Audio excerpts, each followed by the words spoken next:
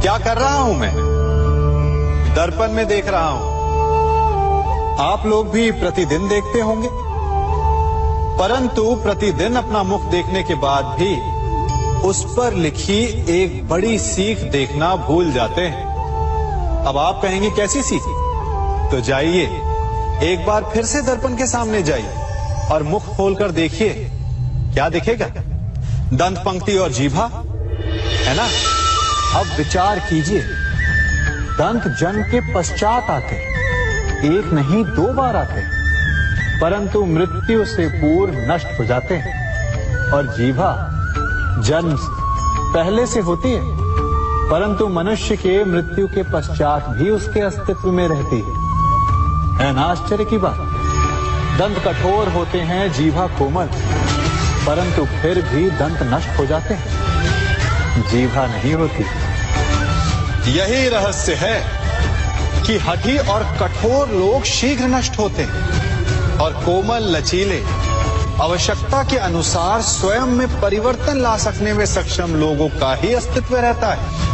अर्थात परिस्थितियों के अनुसार स्वयं को लचीला बनाना सीखिए और आपका जीवन सरल हो जाएगा। संबंध एक सहारा होता है जीवन का, और संबंधी वो होते हैं जिनसे आवश्यकता पड़ने पर सहायता मांगी जा सके, जिन पर विश्वास किया जा सके कि बुरे समय में वो हमारे काम आएंगे। कभी ऐसा भी हुआ होगा कि आपके पास कोई सहायता मांगने आया, या ऐसा भी हो सकता है कि आप किसी के पास सहायता मांगने गए हैं। परंतु प्रश्न ये उठता है कि क्या केवल किसी के मंतव्य में उसकी सहायता इसीलिए कर देनी चाहिए क्योंकि वो आपका संबंधी है? अब आप कहेंगे कि ये कैसा प्रश्न हुआ? तनिक सोचिए, एक अस्त्र बनाने वाला जब अस्त्र बनाता है तो ये अस्त्र किसको देना है उसका अधिकार उसी के पास होता है। वो चाहे तो ये अस्त्र किसी को भी दे सकता है, वो एक सैनिक को भी दे सकता है या एक डाकू को भी, और यही अस्त्र 2 भिन्न कार्य कर सकती है। यदि डाकू के हाथों में आ गई तो उसका भय दिखाकर वो लोगों को लूटेगा, निरपराधों का रक्त बहाएगा। सहायता करने वाले की भी अवस्था ऐसी ही होती है। इसलिए किसी की सहायता करने से पूर्व ये विचार कर लेना आवश्यक है कि किसे क्या, कब और कितनी सहायता देनी चाहिए कि उसका दुरुपयोग ना हो। यदि आपकी सहायता से कोई अधर्म हुआ तो उसके उत्तरदायी आप ही होंगे। जीवन में कई बार ऐसे अवसर आते हैं कि आप लोगों से मिलने जाते हैं और उनसे कुछ आकांक्षाएं भी रखते हैं, और कई बार जीवन में ऐसे अवसर भी आते हैं कि लोग आपसे मिलने आते हैं। इसलिए अतिथियों का सम्मान करने से पूर्व सदा कुछ बातों को स्मरण रखना आवश्यक होता है। यदि कोई आपके पास मिलने आता है तो उसके 3 कारण हो सकते हैं। पहला कारण होता है भाव, दूसरा अभाव और तीसरा प्रभाव। तो जैसा अतिथि उसको वैसा ही सम्मान दे। यदि आपके पास कोई भाव से आए तो उसे केवल आपका प्रेम चाहिए, आपका सानिध्य चाहिए, और यदि कोई अभाव में आया तो उसकी उतनी सहायता अवश्य करें जितना आप करने में सक्षम हो, परंतु इतनी अधिक भी ना करें कि वो उस सहायता का दुरुपयोग कर बैठे। और यदि कोई प्रभाव में आया तो स्वयं पर अभिमान ना करें, क्योंकि कभी ना कभी जीवन में आप भी भाव, अभाव और प्रभाव के चक्रव्यूह में फंस सकते हैं।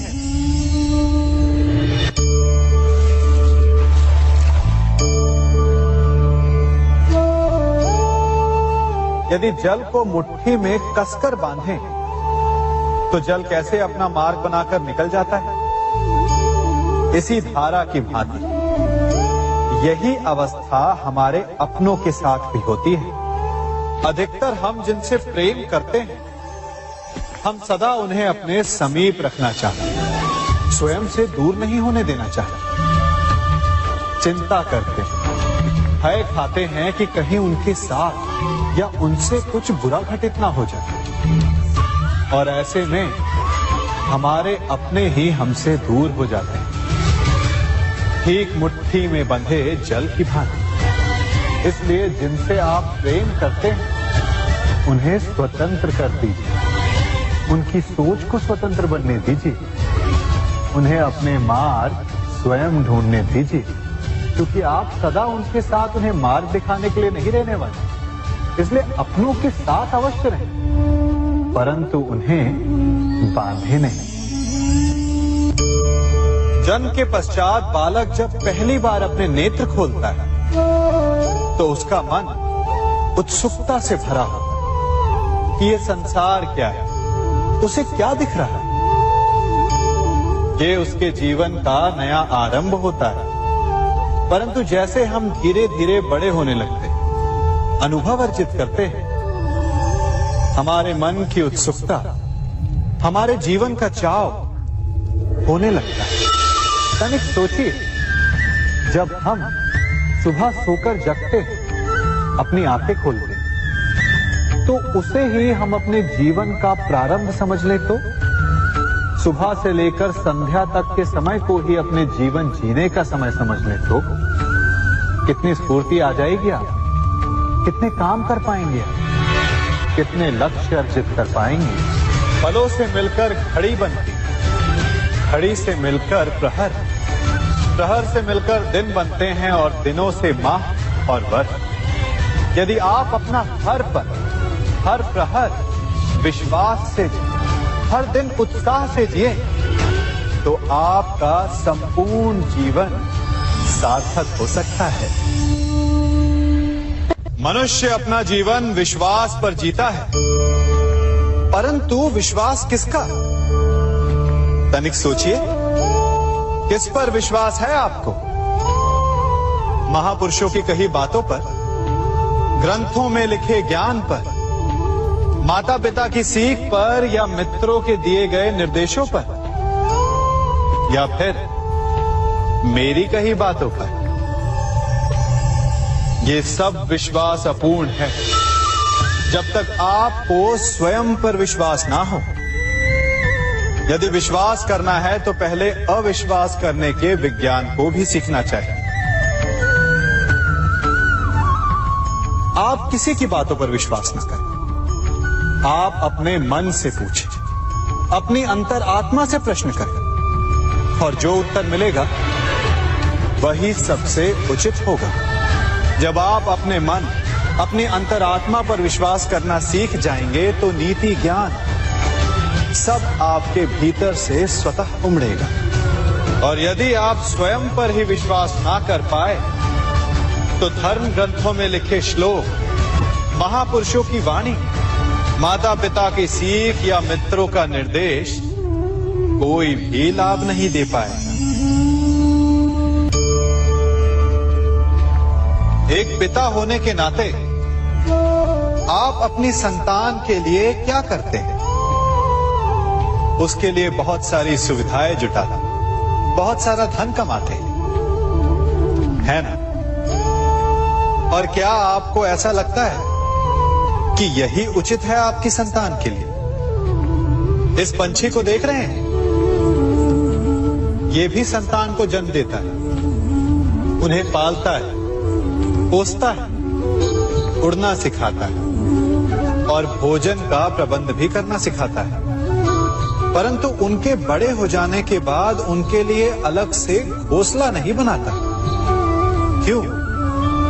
क्योंकि यदि इसने संतान को सब कुछ करके दे दिया, तो संतान क्या करेगी?